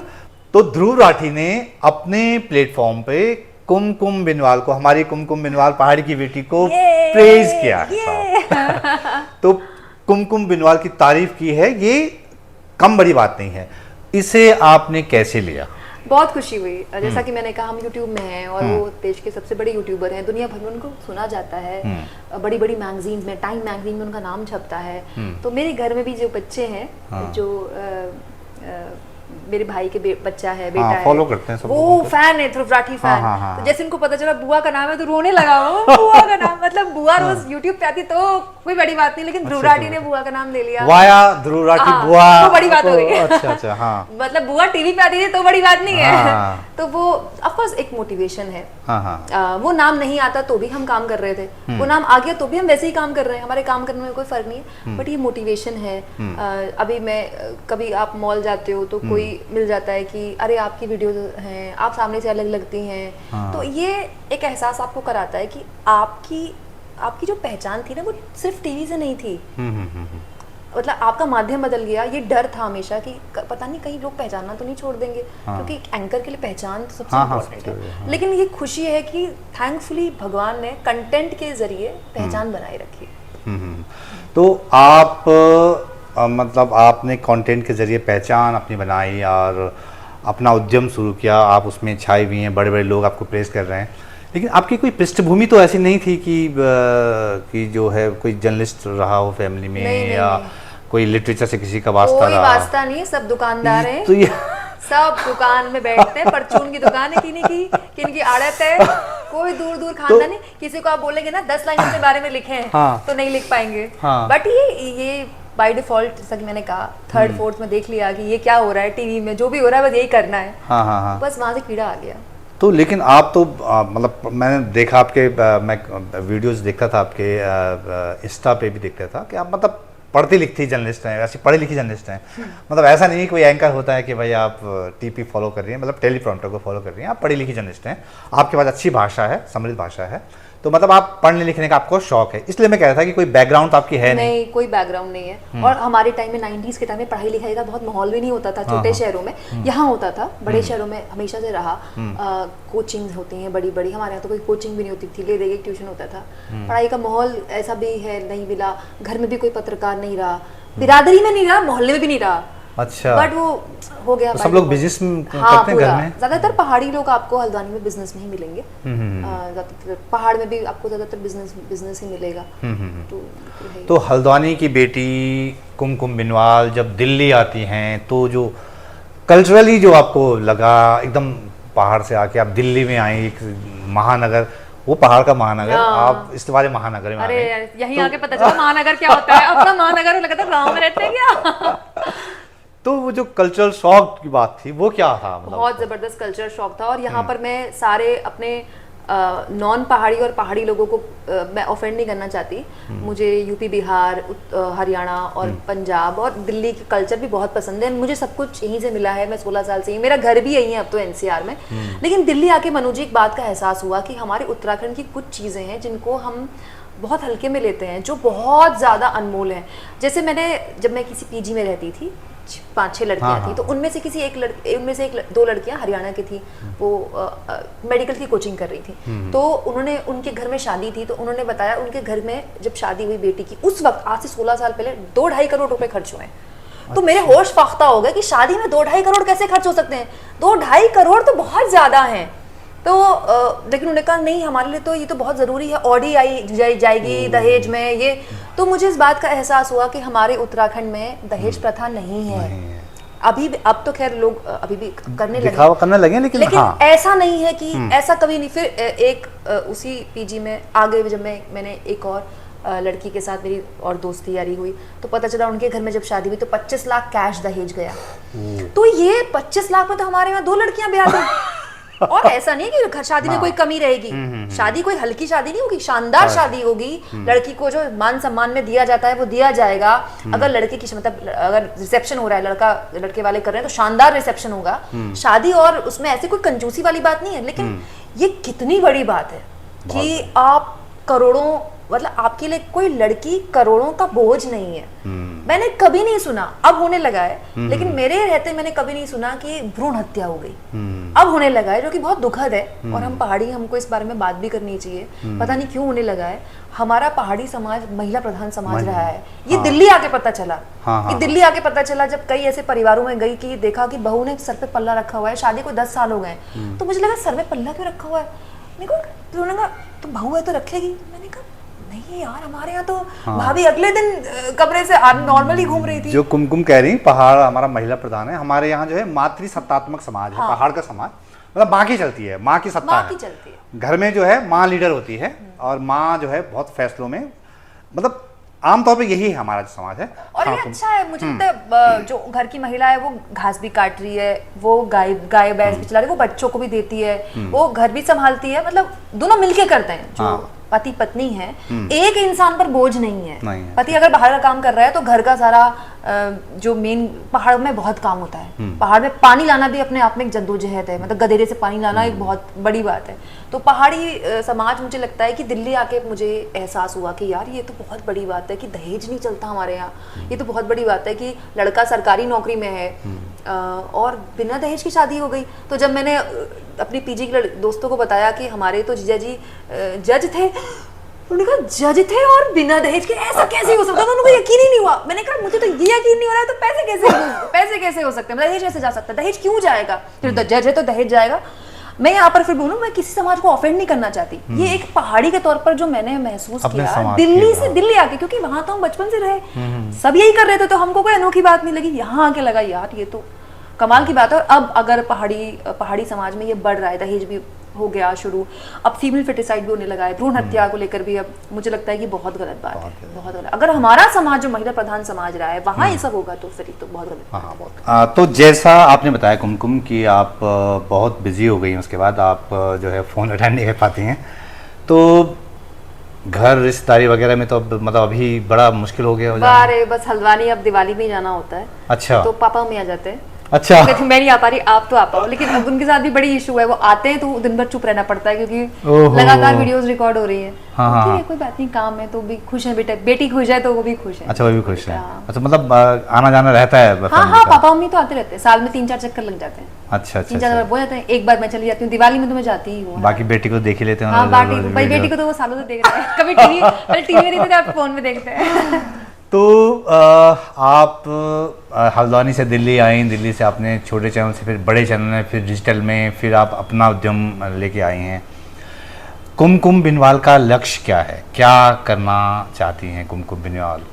मुझे लगता है कि अपने राज्य के, अपने लोगों की थोड़ी बात कर लें। अब ये मेरे लिए मतलब मैं चाहती हूँ कि कोई उत्तराखंड के और लोग अगर इस फील्ड में आना चाहते हैं तो अगर उनको मैं अगर आगे बढ़ा पाऊँ। और हर किसी का अपना एक मतलब जर्नी होती है मनु जी। जो आप करना चाहते हैं इसी में आप एक्सीड करें, इसमें और बेहतर करें। अब वैसे भी आप इस करियर को 16 साल दे चुके हैं तो आप कुछ अलग नया तो कर नहीं सकते, इसी में और नया और बेहतर क्या किया जा सकता है। हम जिस करियर में लोगों ने 40 साल दे दिए, मेरे तो खैर 16 ही साल हो गए, मुझसे ज़्यादा तो आप एक्सपीरियंस थे। बट यही जो मैं कर रही हूँ इसको मैं एक्सीड करूँ।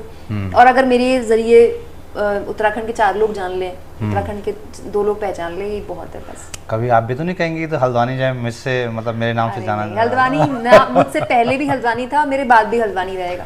बड़ी चीज़ है हल्द्वानी।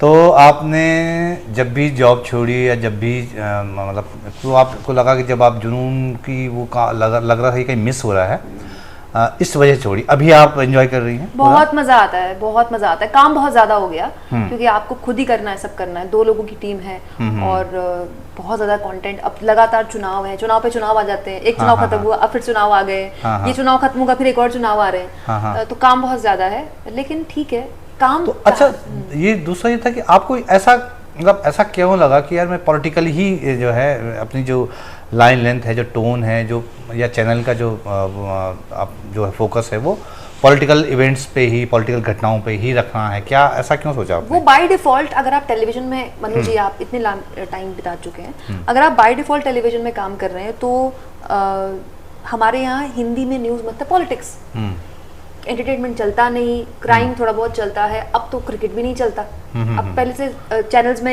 एक क्रिकेट के और एक बिजनेस का बुलेटिन हुआ करता था जब मैंने शुरू किया था। अब तो बिजनेस की कोई डेस्क भी नहीं है, क्राइम की डेस्क बची हुई है। क्राइम का एक शो जाता है रात के 11 बजे हर चैनल में। तो सुबह से लेकर रात तक चाहे फटाफट खबरें हो, चाहे ब्रेकिंग न्यूज हो, चाहे डिस्कशन प्रोग्राम हो, पॉलिटिक्स पे ही रहे। तो भारत में न्यूज मतलब पॉलिटिक्स ही है बाय डिफॉल्ट।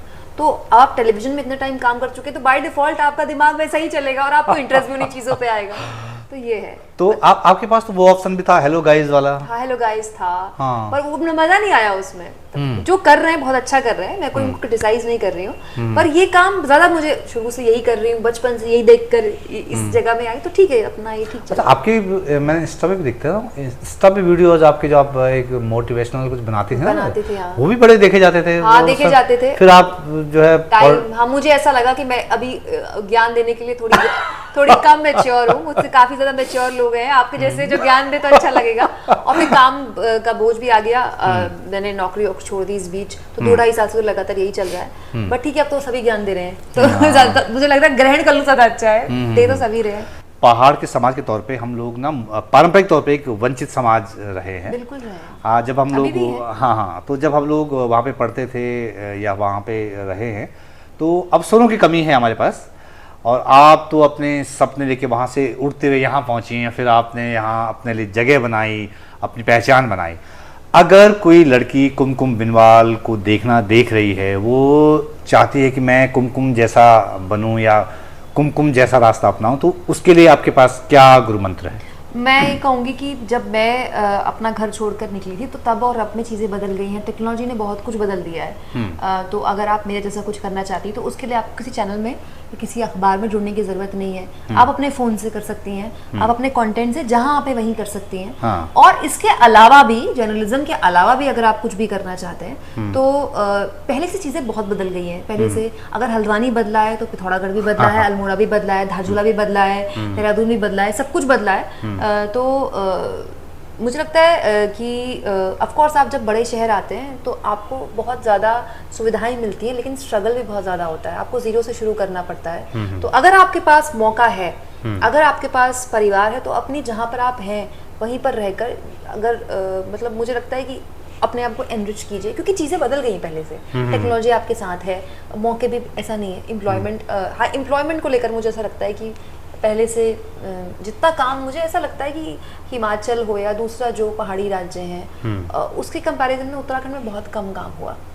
और एक और चीज़ जो मुझे हमेशा से लगती थी कि उत्तराखंड के पहाड़ बहुत कम पहाड़ियों के पास हैं। अच्छा। ज़्यादातर बड़े शहरों के लोगों ने ज़मीनें खरीद ली, जिसमें कोई बुराई नहीं है, कोई ज़बरदस्ती नहीं खरीदता किसी के साथ, अपनी इच्छा से वहाँ के लोगों ने वो बेची है, लेकिन उससे ना वहाँ की पूरी भौगोलिक स्थिति बदल चुकी है। वो चीज़ें बदल, जैसे मैं आपको बताऊँ, भवाली में मेरा हम छुट्टियों में भी जाते थे, हफ्ते में 2 दिन वहाँ जाते थे, तो जब घूमने निकलते थे, श्याम खेत एक जगह है, तो ज़मीनें ही ज़मीनें होती थी, पिरुल गिरते थे तो हम खूब पिरुल में फिसलते थे और खूब जगह थी। अब वहाँ जाओ तो सिर्फ फ्लैट ही फ्लैट हैं। अच्छा। और सारे फ्लैट, मतलब उस जगह में जाकर मुझे लगता ही नहीं है कि मैं भवाली में हूँ, मुझे लगता है या तो ये हल्द्वानी का कोई मोहल्ला है, कई बार ऐसा लगता है दिल्ली में, क्योंकि सब हाई फाई फ्लैट्स बन गए हैं, सारे बड़े शहरों के लोग हैं जिनका उत्तराखंड से कोई लेना देना नहीं है। तो इसमें कोई बुराई नहीं है, लेकिन इससे जो सबसे ज़्यादा नुकसान हुआ है, मुझे लगता है हमारे उत्तराखंड का जो व्यंजन है, जो खान पान है, बहुत अमेजिंग है। उसको उस तरह से ख्याति नहीं मिली जिस तरह से एक जनरली पंजाबी को या बिहारी फूड को मिलती है। जैसे हमारे उत्तराखंड का जो पहनावा है, आप पिछौड़ा देखिए, क्या मतलब एक सुहागन जब पिछौड़ा पहनती है उसमें जो वो लगती है, हमारे उत्तराखंड का जो मांग टीका है वो अलग है, नथ, मतलब वाह, मतलब उत्तराखंड की औरत जब नथ में उतरेगी ना, पूरा उसका श्रृंगार नथ है, लेकिन वो उस तरह से नहीं पहुंच पाया। वो ज्वेलरी पूरी उत्तराखंड की साड़ियाँ, उत्तराखंड की धोती, तो वो उस तरह से नहीं पहुंच पाया। मेरे ख्याल से जो एक्चुअली जो ताकतवर समाज होते हैं ना, उनका कल्चर फैलता है, वो जो है डोमिनेट करता है दूसरों को। जैसे राजनीतिक तौर पर बहुत सक्रिय नहीं है समाज ना, इसका भी एक बहुत बड़ा रीजन है। बहुत ज्यादा लोकसभा सीटें नहीं है, ये भी बहुत बड़ा, यूपी नहीं हम कहीं काउंट नहीं हो रहे हैं। 5 सीटें हैं, 7 सीटें हैं, क्या फर्क पड़ता है। तो ये मुझे लगता है कि ये एक रीजन है जो हम उत्तराखंडी कर सकते हैं, कि हम जहाँ भी जाएं, चाहे अपने उत्तराखंड में रहें या बाहर जाएं, उत्तराखंड रखें अपने साथ में। और अगर आप कुछ करना चाहते हैं तो उसके लिए आपको उत्तराखंड से अब निकलने की उतनी शायद जरूरत नहीं है, अब जहाँ है वहाँ कर सकते हैं। तो आपने दिल्ली में किस तरह बचाया हुआ है अपने कुमाऊं को, अपने पहाड़ को, अपने भीतर, अपने किचन में, अपने संस्कारों में, अपने पहनावे में, अपने खान पान में, तमाम जो चीज़ें, क्या बचा हुआ है? हाँ, मेरा काम और मेरे काम को छोड़ के मेरे जीवन में केवल उत्तराखंड ही है। अच्छा। सुबह से लेकर रात तक करने वाले ठहरे वही जो घर में करते थे, मम्मी से ऐसी बातें होती हैं, घर में खान पान वही है। हमारे उत्तराखंड में बाय डिफॉल्ट जल्दी हम लोग खाना खा लेते हैं। हम लोग पहाड़ में जल्दी खाना निपट जाता है। 8 बजे तो रसोई साफ हो जाती है। 8 बजे तो बहुत ही लेट हो गया अगर कोई खा रहा है, बाप रे 8 बजे खाते हो। तो हम 7 बजे खाना मैं भी खा लेती हूँ, अपना 10 बजे हम सो लेते हैं, 12 बजे तुम्हारी आधी रात हो जाती है। तो ये एक बेसिक जो मेरा एक हल्द्वानी से चला आ रहा था, पहले नहीं हो पाता था क्योंकि एंकर थी तो बहुत सारी शिफ्टें होती थी। अब मैं उसी तरह से जीती हूँ जिस तरह से मैं हल्द्वानी में रहती हूँ। अच्छा। कोशिश करती हूँ हल्द्वानी जा पाऊँ, नहीं जा पाती तो वहाँ से पापा मम्मी को बुला लेती हूँ। तो ये एक अपनी। तो आप जब शुरू में यहाँ पे आई थी, क्या आपने शुरुआत के दौर में आपको लगा, थोड़ा डिफरेंट तरह के फील्ड में आ गई, अलग तरह के मोर्चे में आ गई, आपको लगा यार ये दुनिया तो बड़ी बेकार है, बड़ा मुश्किल है यहाँ पे, ये उधर ही ठीक है, ऐसा कुछ कभी ऐसा नहीं, कभी नहीं लगा। ये तो मुझे पता था कि मैंने यही करना है और यहाँ तो मैं करके रहूंगी। अच्छा। ये मुझे कभी नहीं लगा कि ये मेरे लिए नहीं है। अच्छा। और ये मुझे कभी नहीं लगा कि मैं नहीं कर पाऊंगी। मुझे लगा मैं कैसे नहीं कर पाऊंगी, इसलिए तो मैं पैदा हुई हूँ। तो ये तो कभी भी नहीं लगा कि ये जगह मेरी नहीं है, ये लोग मेरे नहीं है। हाँ, ये लगा कि आड़त की लड़की जिनके पिताजी आड़त करते हैं, वो मेरे को ये समझ नहीं आता था मैं किसको फोन करूँ। जैसे मैं अगर किसी चैनल में एंकरिंग कर रही हूँ तो मुझे कोई बता रहा है अरे उस चैनल में एंकरिंग की एंकर्स चाहिए, आप ट्राई क्यों नहीं करती हैं? तो मेरे समझ नहीं आता था कि मैं कैसे ट्राई करूँ। मेरे पास कोई ऐसा कोई जानकार नहीं था, कोई ऐसी कोई पृष्ठभूमि नहीं थी, मेरे घर से कोई आईएएस नहीं, कोई पीसीएस नहीं, ना मेरे खानदान में कोई कभी संपादक रहे, तो ये मेरे लिए डिफिकल्टी थी। लेकिन वो कोई भी बाहरी होगा मनु जी, किसी भी इंडस्ट्री में कोई बाहरी होगा, उसको ये फेस करना पड़ेगा। तो मेरे लिए ये मेरी कमजोरी नहीं थी, लेकिन ये मेरा संघर्ष है जो कि हर आदमी को करना पड़ता है। उसके लिए हो सकता है मेरी जर्नी लंबी हो गई, जो मेरे साथ वाले थे, जो मुझसे बहुत जूनियर थे, उनको बहुत जल्दी बड़े मौके मिल गए, लेकिन इसका मतलब ये नहीं है कि वो जर्नी बेकार गई, उसमें मैंने कुछ अलग सीख लिया होगा। हो सकता है वो मेरी नियति है। ये मुझे एक चीज जो रखता था कि यार मुझे पता है कि इस चैनल में एंकर चाहिए, लेकिन मैं किससे बात करूं, मैं किसको फोन मिलाऊं, मैं किससे कहूं कि मुझे वहां के संपादक का नंबर दे दीजिए, मेरा ऑडिशन करवा दीजिए। तो इसी वजह से वो जो जर्नी है बहुत लंबी हो गई। तो हो सकता है कि वो जर्नी 8 साल में हो जाती है, जो 12 साल में हुई या 15 साल में हुई। लेकिन आप कह रहे हैं कि उसमें आपने सीखा है। हाँ, उसमें मैंने सीखा। तो यहाँ पे मतलब धारा के विपरीत तैरने वाली बात ऐसी कोई बात नहीं। अगर आपका मन में कोई काम है, आप करना चाहते हैं, तो रास्ता आप बन जाता है खुद। बस आप अटेम्प्ट्स मत छोड़िए, आपके एफर्ट्स में कभी कमी नहीं होनी चाहिए। अगर आप उठ के रो रहे हैं कि हमको ये नहीं मिल रहा, हमको मौके नहीं मिल रहे, मौके नहीं मिल रहे तो मौके तैयार करो यार अपने लिए। अगर आपको काम करना है तो काम करना है, बात खत्म। क्योंकि एक इंसान की पहचान, मुझे मनु जी ऐसा लगता है, काम से होती है। इंसान उसका मतलब काम ऑफ कोर्स उसके जीवन का एक बहुत, मैं ये नहीं कह रही काम उसका जीवन है, लेकिन जीवन का एक बड़ा हिस्सा है। तो अगर आप काम में अच्छे हैं, आप काम मेहनत कर रहे हैं, तो अगर आप काम में अच्छे नहीं है ना, मेहनत कर रहे हैं, तो भी आप काम सीख जाएंगे। तो आप जब कह रहे हैं कि काम सीख जाएंगे, आप वहाँ से जब चली थी हल्द्वानी से, आप रॉ थी, यहाँ पे आपने अपने को मांझा है, तो वो जो था ना रॉ से मांझने पे इसके क्या क्या किया आपने, आपने को क्या क्या गाली खाई, बहुत गाली खाई। मुझे याद है मैं जब एक चैनल के न्यूज़ रूम में इंटर्नशिप में, नाम नहीं लूंगी, तो उन्होंने मुझसे पूछा कहाँ की हो बाबू। अच्छा। मुझे अभी भी याद है। फिर वो मुझे किसी दूसरे चैनल में मिले तो अलग तरह से उन्होंने मुझसे बात की, कहाँ की हो, इधर आओ, कहाँ की हो। तो मैं बड़ी सहमी डरी हुई थी, मुझे आज भी याद है वो टाइम, आउटपुट में बैठे हुए थे। मैंने कहा सर मैं उत्तराखंड से हूँ। उत्तराखंड से? उत्तराखंड में लोग हिंदी बोल लेते हैं। मुझे बड़ा बुरा लगा कि ये बात सही है कि यूपी बिहार के लोगों की हिंदी बहुत अच्छी है, और मीडिया में बहुत बड़े लेवल पर यूपी बिहार के लोग हैं, जो कि अच्छी बात है क्योंकि उनकी हिंदी अच्छी होती है। बाय डिफ़ॉल्ट बहुत सारे लोग आईएएस की तैयारी करते हैं, तो वो एक ईजी जॉब होती है ना। अगर आप आईएएस एस्पिरेंट है तो आपके लिए इजी जॉब हो जाती है। और क्योंकि बहुत सारे चैनल्स के उस वक्त से संपादक बड़े चैनलों में उस पृष्ठभूमि के रहे, तो फर्क पड़ता है। तो मुझे खराब लगी वो बात। तो ऐसी कई चीजें हुई कि, लेकिन अब चीजें बदल गई हैं। जब तक मैं उत्तराखंड, मतलब मुझे 5-6 साल हुए, तो मैंने देखा कि बड़े बड़े चैनलों में बड़े बड़े पदों पे उत्तराखंड के लोग हैं, संपादक लेवल पर उत्तराखंड के लोग हैं, एंकर्स उत्तराखंड के हैं, मेकअप आर्टिस्ट उत्तराखंड के हैं, कैमरामैन उत्तराखंड के, रिपोर्टर उत्तराखंड के, प्रोड्यूसर उत्तराखंड के हैं, सारा न्यूज रूम। अब एक बार तो मुझे एक दिन तो ऐसा लग रहा था कि एक दिन मैं बैठ के न्यूज रूम में देखी, सारा न्यूज रूम तो उत्तराखंड के लोग चला रहे हैं, क्या हो रहा है ये। तो पूरी ऐसे उत्तराखंड के लोगों के लिए मैं कहूंगी कि मतलब हमारी मेहनत हमको, सच में मैं मानती हूँ कि हो सकता है कि हमारे पास मौकों की कमी हो, लेकिन हम जिस तरह से मेहनत करते हैं ना, बाय डिफॉल्ट हमारे ना पहाड़ तोड़ने की जो है ना, हमारे खून में है पहाड़ तोड़ना। तो हम जहाँ जाते हैं ना, हर आदमी हमसे ये कहता है ये मेहनत बहुत करता है, इसको रख लो, और ईमानदार है। कभी आपने उत्तराखंड के बंदे को चोरी चकारी करते कहीं या ऐसा काम चोरी करते नहीं देखा होगा। तो ये एक वजह है कि हम उत्तराखंड वाले, देर लगती है लेकिन बना लेते हैं अपनी जगह। अच्छा, आपने मुझे शुरू में बताया था कि कुछ हम एक उस तरह के समाज से आते हैं जो थोड़ा सा कॉम्प्लेक्स रहता है अपने आप ही अपने भीतर। तो वो आपको रहा कभी जब आप न्यूज़ रूम में आई या दिल्ली आई या जॉब में लगी, कि पहाड़ वाला जो कॉम्प्लेक्स, यार हम पहाड़ से आए हैं, हम वैसे कमज़ोर समाजों से हैं, या पहाड़ी बोल के लोग बोलते हैं कि मतलब ऐसा ताने कसते हैं, ऐसा कुछ ऐसा लगता था इनको तो पता ही नहीं है, मतलब ये क्या, मतलब ये बड़ी अजीब सी बात है, छुट्टी पे जा रहे हैं घूमने पहाड़, लेकिन पहाड़ का मजाक उड़ा रहे हैं। तो ऐसा तो लगता था, लेकिन मुझे कभी ऐसा कॉम्प्लेक्स फील नहीं हुआ। हाँ, मेरे को ये लगता था कि यार मतलब पहाड़ के लोगों ने पहाड़ को कैरी नहीं किया। मेरी भी गलती, मुझे वो भाषा नहीं आती थी, अपनी भाषा मुझे इतनी साफ नहीं आती, कुमाऊनी नहीं आती, उसके अपने रीजंस हो सकते हैं।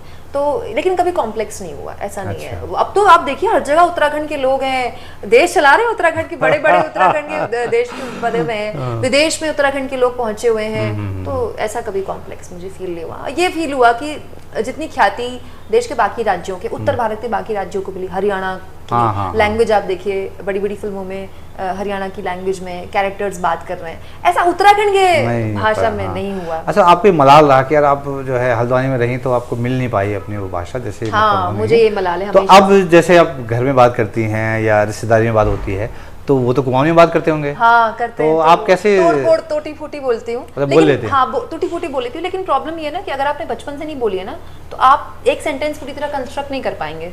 बोली नहीं ना कभी बचपन, समझ में पूरी लेती हूँ क्योंकि ईजा भी वही बोलती थी, नानी भी वही बोलती थी, वो ताऊजी वगैरह ताई जी लोग भी बोलते थे, लेकिन उस तरह से नहीं बोल पाती, तो वो फिर लगता है। और एक मुझे लगता है एक एज के बाद ना, हालांकि नई भाषा सीखना कोई बड़ी बात नहीं है, हाँ। लेकिन वो अलग से वक्त निकालो, कौन सिखाएगा। मैंने कोशिश की थी यूट्यूब से कि मैं उत्तराखंड कुमाऊनी सीख जाऊं, लेकिन नहीं हो पाया, बड़ा मुश्किल है। नहीं हो पाया। तो ये मैं हमेशा कहूंगी, प्लीज अगर आप विदेश में भी हैं और आपको अपनी भाषा आती है, प्लीज अपनी भाषा बोलिए।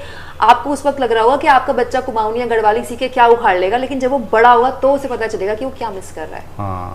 हाँ, कुमकुम जब ट्रैक पे जाती थी, मतलब जब सहकर्मी थी तो गई थी, एक बार बताया उन्होंने मुझे कि यार आप हमारे गढ़वाल वाले हिस्से में गई थी, तो कह रहे कि यार आपके यहाँ गढ़वाल में ना गढ़वाली बोलते हैं वहाँ लोग।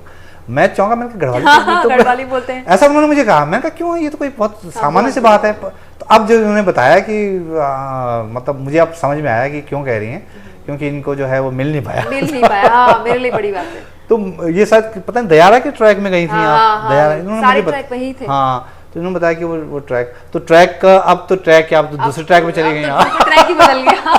अब तो बिना फोन के एक्चुअली ट्रैक पे जब आप जाते हैं तो आपको कम से कम 3 से 4 दिन आपका फोन कबाड़ा हो जाता है। हाँ। क्योंकि कोई फोन नेटवर्क नहीं होता। तो अब तो मैं अफोर्ड ही नहीं कर सकती है कहीं भी ऐसी जगह जाना जहाँ, क्योंकि आपको कंटिन्यू हमेशा आपका कभी पैकअप नहीं होता। जब आप न्यूज अपना एक यूट्यूब चैनल चला रहे हैं न्यूज का, तो आपका कभी पैकअप नहीं होता। लगातार आप खबरों में रहते हो। रात को 10 बजे भी कई बार वीडियोस देनी पड़ती हैं। अच्छा। कई बार मैंने रात को 11 बजे भी वीडियो दी है। अच्छा। अरविंद केजरीवाल की गिरफ्तारी रात को हुई थी, तो हम रात को 11 बजे वीडियो, ऐसा नहीं तो है। क्या उसमें रिस्पांस मिला था वैसा? मतलब लोग थे? बहुत अच्छा इवेंट है। देखिए, अगर कोई बड़ी खबर है, आपका दर्शक टीवी देखेगा, यूट्यूब का दर्शक यूट्यूब देखेगा ना। हाँ। तो आपको अपने दर्शक को कंटेंट तो देना है। तो उस दर्शक को पता है कि तुम तो करेगी। बिल्कुल पता है। सब्सक्राइबर है ना वो मेरा। तो अगर उसे नहीं भी पता है तो वो अगर यूट्यूब खोलेगा तो उसको पॉपअप हो जाएगी वीडियो। ये तो है ही। तो आप मतलब मैक्सिमम, अच्छा 11 बजे तक आपने कहा था एक बार हम 2-3 बजे शायद रात तक आप काम करते रहे। वो जब हम शूट पे गए थे मध्य प्रदेश, तो हम दिन भर शूट करते थे, ट्रैवल और शूट करते थे, और रात को 2-3 बज जाते थे एडिट करते हुए, क्योंकि मैं आपको पूरा मध्य प्रदेश इलेक्शन 2023 की बात बता रही हैं कुमकुम। तो रात में 2-3 बज जाते थे। तो एडिटर भी कह रहा था ये भगवान ये क्या हो रहा है मेरे साथ। वो कैमरा दिन में कैमरा करता था, वो करता था, मैं रिपोर्टिंग करती थी, और रात को वही एडिट करता था, और मैं एडिट करवाती थी बैठ के। तो लेकिन मजा बहुत आया। मैं वही कह रही हूँ ना कि इतना काम मैंने काम टेलीविजन में भी काफी किया, लेकिन अपने काम में तो मजा ही अलग है। मतलब ऑफ कोर्स थकान होती है, लेकिन चिढ़ नहीं होती, गुस्सा नहीं आता। अच्छा, गुस्सा नहीं लगता कि यार इतना मेहनत करी, इतनी वीडियोस डाली, उठ नहीं रही, कहीं तो दर्शक देख नहीं रहे, कोई बात नहीं और डालेंगे, कोई बात नहीं, कल फिर करेंगे। कभी ऐसा कोई डिप्रेस फील हुआ कि अरे यार? नहीं, कभी नहीं। वो तो मुझे कभी इतने सालों में भी नहीं हुआ। हाँ, मुझे ये हमेशा से लगा है कि मेरे पास टेलीविजन में बहुत कुछ था करने के लिए, मुझे बहुत मौके भी मिले, ऐसा नहीं है, पर उतने नहीं मिले जितने मिल सकते थे, जिसके विच इज फाइन। हो सकता है मेरे मुकद्दर में यही था, विच इज फाइन। मैंने अपने एफर्ट्स में कभी नहीं छोड़ी, बस यही है। जब अंतिम दिन तक जब मैं टीवी में थी, मैंने एफर्ट्स में कोई कमी नहीं छोड़ी। अभी भी मैं उतने ही एफर्ट्स कर रही हूँ। मैं जितना काम अभी कर रही हूँ, मैं उतना तब भी करने को तैयार थी, तब भी करती थी। मैं दिन में 2 बार जाती थी किसी न्यूज, सुबह की शो करती थी, फिर शाम का भी शो करती थी। तो ठीक है, कोई दिक्कत नहीं। तो अब जब कि आपके पास 7 लाख से ज़्यादा सब्सक्राइबर हैं, आपका अच्छा खासा बेस है, अच्छे खासे व्यूज़ आ रहे हैं, रोज़ लोग देख रहे हैं, आपको फॉलो कर रहे हैं, क्या कुमकुम बिनवाल इस स्टेज पे आके अगर कभी कोई कहे कि कुमकुम बिनवाल आपके पास टीवी का अच्छा ऑफर है, आप ये भी रखिए, ये भी कर रही है, क्या ऐसा कभी लगेगा आपको कि हाँ मैं टीवी पे वापस आ सकती हूँ, या नहीं बाय बाय? अब ये तो वही सवाल हो गया कि अब मेरे अगर 2 सींग हो जाएंगे तो मैं ये तो बहुत ही हाइपोथेटिकल सवाल है। अच्छा। बट मुझे ऐसा लगता है कि ये काम, अपना काम मैं अब कॉम्प्रोमाइज़ नहीं करूँगी, क्योंकि अगर आप देखिए, YouTube एक फुल टाइम जॉब है। बहुत से लोगों को ऐसा लगता है कि YouTube को एक पार्ट टाइम जॉब है, या YouTube में अगर आप न्यूज़ का कंटेंट कर रहे हैं, अगर आप व्लॉगिंग कर रहे हैं तो अलग बात है, लेकिन अगर आप न्यूज़ का कंटेंट प्रोड्यूस कर रहे हैं तो it's a full time job, और नौकरी से ज़्यादा काम है। और मुझे ऐसा लगता है कि अगर मैं कोई और काम करूँगी तो मेरा ये काम प्रभावित हो जाएगा, और ये दिस इज़ माई बेबी, ये तो मैंने 0 सब्सक्राइबर बेस से शुरू किया है, तो ये मेरी हमेशा प्रायोरिटी रहेगा। और बाकी आने वाले भविष्य में प्रभु ने क्या सोचा है उसके लिए तो कुछ कह नहीं सकते, पर ये किसी भी हाल में सेकंड ऑप्शन नहीं जा सकता है। This is my only and only first option. तो आप इतना काम कर रही हैं और सुबह से रात तक, तो बाकी जो कैसे बैलेंस हो पा रहा है? कोई बैलेंस खान नहीं पान, चाय वाय, ये सो वाला मैं सुबह उठती हूँ, दोपहर के 1:30 या 2 बजे मैं पहली बार कुछ खाती हूँ। दिन भर में सुबह से कुछ नहीं खाती, वो मेरा बाय डिफॉल्ट मैं अपना इंटरमिटेंट फास्टिंग करती हूँ। तो मैं शाम को जब मेरा 7:30-8 बजे पैकअप होता है तो मैं कोशिश करती हूँ कि मैं 2 दिन का खाना बना लूँ। अच्छा। हाँ, तो जैसे अगले दिन मैं मिलेट्स खाती हूँ, मैं रोटी और चावल नहीं खाती, तो बस मिलेट्स उबालने होते हैं, चावल की तरह उबलते हैं। हाँ। तो जैसे मैं 2 सब्जियाँ रात को 2 सब्जियाँ और अगले दिन के लिए काट कूट के सब रेडी करती हूँ, क्योंकि दिन में मेरा काम होता है। मैं अफोर्ड नहीं कर सकती 15 मिनट खाना बनाने में 15 मिनट देना, एक खबर छूट जाएगी मेरी। तो मैं क्या करती हूँ कि अपने लिए खाना बना लेती हूँ, फ्रिज से निकालना है, गर्म करना, खाना है। ये मेरी दिनचर्या है। आपने मतलब प्रायोरिटी, मतलब उसको मेरा काम ही सब कुछ है, क्योंकि यही करना पड़ेगा अगर आपको फुल टाइम चैनल चलाना है तो न्यूज़ में। हाँ। ये आप अफोर्ड ही नहीं कर सकते कि आप फोन साइड में रख दो और आपको दिन भर सोशल मीडिया की फीड पे ध्यान रखना है। कम से कम 2 से 3 अखबार पढ़ने हैं, कम से कम 4 से 5 चैनल्स पर नजर बनाए रखनी है, क्योंकि आपके पास कोई रिपोर्टर नहीं है ना, आपके पास कोई प्रोड्यूसर नहीं, आप खुद ही सब कुछ जुटा रहे हो। फिर उसके बाद उस खबर को प्रोड्यूस करना है, उस खबर, तो ये कैसे आप टाइम निकालेंगे? फिर आप सब्जी कैसे काटेंगे? फिर आप छौकेंगे कैसे? फिर आप दोस्तों से कैसे मिलेंगे? नहीं हो सकता, दोनों में से एक ही काम हो सकता है। तो इससे अच्छा है कि आप एक काम बेहतरीन तरीके से करें। तो ये मेरा रहता है। आपने बताया कि आप करीब 1-1:30 बजे के आसपास कुछ खाती हैं, मतलब दिन भर आप जो है, मैंने शायद आपने वीडियो डाला था या फोटो था कि आपने दिखाया था कि पहले मैं ऐसी थी अब ऐसी थी, तो आपने ये क्या जो जुनून था, ये क्या किया आपने? जुनून कुछ नहीं था एक्चुअली। कुछ हेल्थ इश्यूज हो गए, एसिडिटीज वगैरह के इशू हो गए, तो जो गंद मैं खा रही थी इतने सालों से, बाहर कचर पचर खाते रहते हैं, वो सब मैंने छोड़ दिया। मैंने रोटी छोड़ दी, मैंने चावल छोड़ दिया। अरे बाप रे। लेकिन नहीं, ऐसा बिल्कुल भी नहीं है। मैंने मिलेट्स खा रही हूँ पिछले 3 साल से, बहुत अच्छी चीज़ है। मैं घर का खाना खाती हूँ। अगर अब मेरे को पाव भाजी खाने का मन करता है तो मैं घर में बना लेती हूँ। अच्छा। अगर मेरे को शाही पनीर खाने का मन करता है तो मैं घर में बना लेती हूँ, मैं सब बना लेती हूँ। तो मुझे ऐसा लगता है घर का खाना, घर में आप पकवान भी खाएंगे ना तो आपके शरीर को नहीं लगेगा। अच्छा। और बाहर के खाने, घर में पिज्जा बनाएंगे ना आपको कोई दिक्कत नहीं होगी। आप बाहर का पिज्जा खाइए और घर का पिज्जा बनाइए, कम पैसों में बनेगा और हेल्दी बनेगा। और आपको अच्छा। हाँ, ये मेरी लाइफस्टाइल बदली। तो मेरा जो भी वेट रिड्यूस हुआ है 0 एक्सरसाइज से हुआ है। एक दिन भी मैं जिम नहीं गई, मुझे बिल्कुल अच्छा नहीं लगता जिम करना, और मैं जिम जाऊंगा, टाइम भी नहीं था मुझे। अब तो खैर टाइम थोड़ा बेहतर हो गया, अब मैं जा सकती हूँ, लेकिन मैं कोशिश करती हूँ कि मैं डाइट। तो वेट तो आपने मतलब वो तो कमाल था, मतलब मैं अगर वजन कम किया, बाप रे बाप, 1 साल में 13 किलो, कुछ भी नहीं, 1 साल में 13 किलो, 1 महीने में 1 किलो लगा लीजिए आप। अच्छा। सिर्फ डाइट से आप आसानी से 10 किलो वजन कम कर सकते हैं 1 साल में, कुछ भी नहीं है।